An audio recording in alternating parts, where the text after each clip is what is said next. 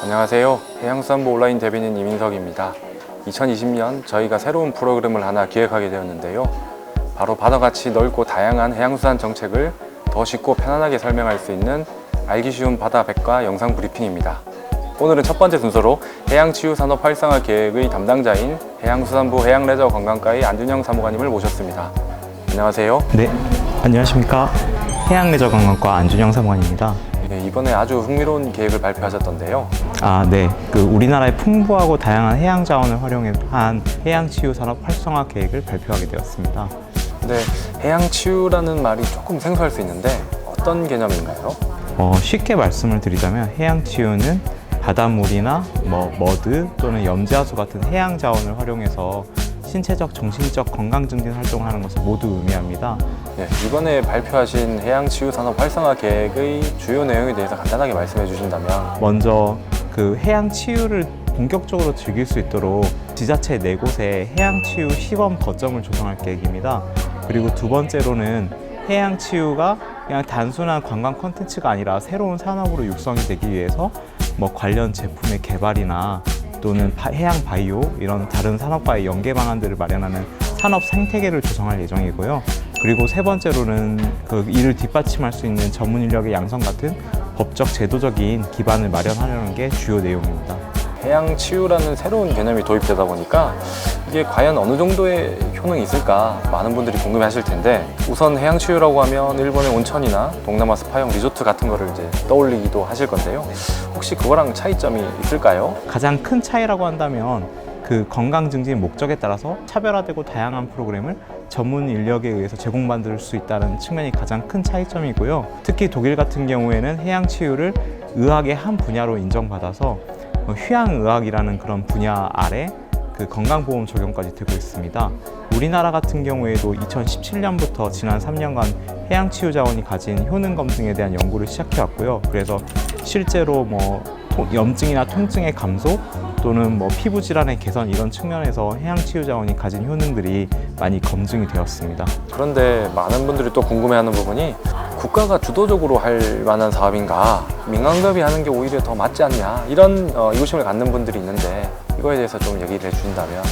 해양치유 산업은 완전히 새로운 산업의 육성이라는 측면에서 국가가 초기에는 산업화 기반을 구축해줄 필요성이 있습니다. 실제로 앞서 말씀드린 독일이나 프랑스 같은 경우에도 연방정부가 직접 나서서 산업화 초기에는 그런 기반들을 마련해줬고, 그것들이 성공을 거둔 다음에 민간으로 확산돼서 하나의 산업 영역을 구축하는 그런 사례들도 있었습니다. 그러면 언제쯤 이용 가능할까? 어떤 서비스를 받으면서 어느 정도의 요금 부담이 있을까?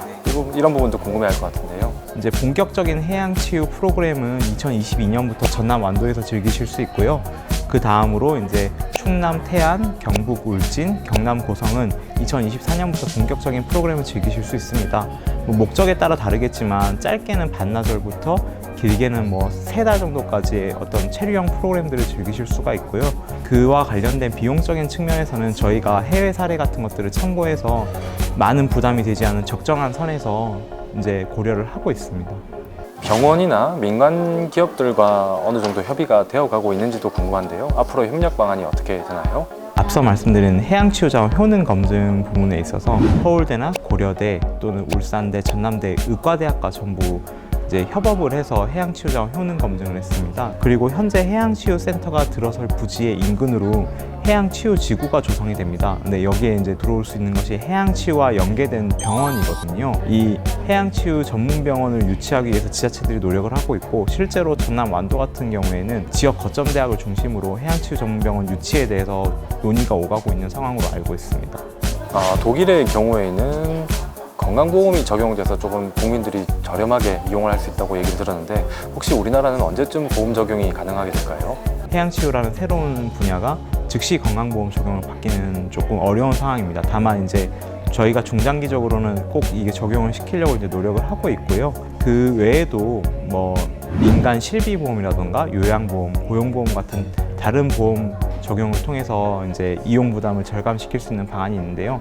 그런 부분들을 위해서 전문가나 관계기관과 또 적극적으로 협력해 나갈 예정입니다. 2017년 9월쯤 이제 4개 협력 지자체를 지정을 해서 같이 협력을 진행하고 있는데 혹시 추가로 지정할 계획이 있나요? 앞서 말씀드린 4개 지자체의 성공적인 안착이 굉장히 중요할 것 같습니다. 그래서 저희가 4군데를 지원을 해주고 그 다음에 민간이나 지자체 투자를 통해서 2029년까지 5군데 정도 더 추가적으로 해양치유 공간이 조성되는 게 저희 목표라고 보시면 되겠습니다.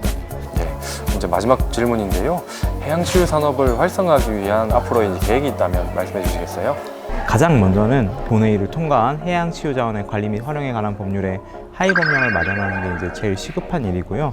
그 외에도 해양치유센터가의 성공적인 안착을 위해서 기초 설계 단계부터 전문가와 지자체 또 관계기관과 협업해서 가장 효율적인 센터 조성 방안을 이제 강구하는 게 그 다음 계획입니다. 그 다음으로 해양치유센터 이외에 소규모 해양치유 공간을 통한 전국적인 확산을 위해서 어촌 뉴딜 300사업지나 어촌 체험 마을 중에 우수한 해양치유 자원을 가진 것이 있다면 그런 것들을 좀 해양치유 마을로 조성을 해서 이제 해양치유 공간을 전국적으로 확산시켜 나갈 계획을 갖고 있습니다. 지금까지 새로운 바다 먹거리인 해양치유 산업의 활성화를 위해서 차분하게 설명해 주신 안준영 사무관이었습니다. 알기 쉬운 바다 정책백과 다음 시간에 더 알찬 내용으로 찾아오도록 하겠습니다. 감사합니다.